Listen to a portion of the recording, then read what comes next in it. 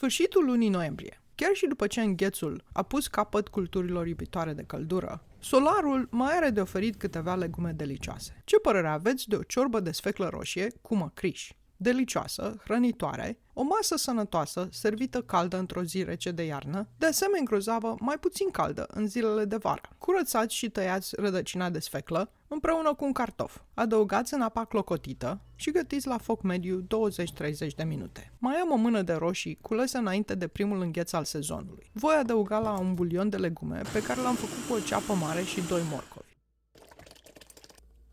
De asemenea, mai adaug și niște bulion concentrat de legume de la borcan. Odată ce s-au fiert cartofii, adaug frunzele de măcriș. Frunzele de măcriș gătite își vor pierde frumoasa culoare verde,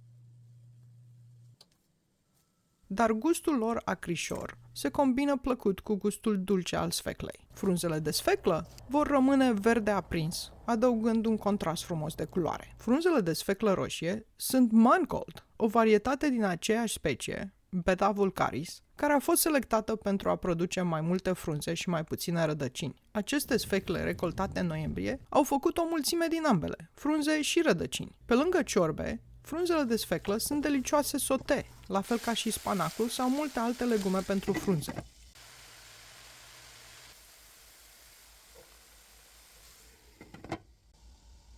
Vorbind de nutrienți, adăugând mai multă sfeclă roșie la alimentația dumneavoastră, ar putea regla hipertensiunea arterială, reduce inflamația, îmbunătăți performanța atletică, îmbunătăți sănătatea digestivă și susține sănătatea creierului. Sfeclă și pentru dumneavoastră?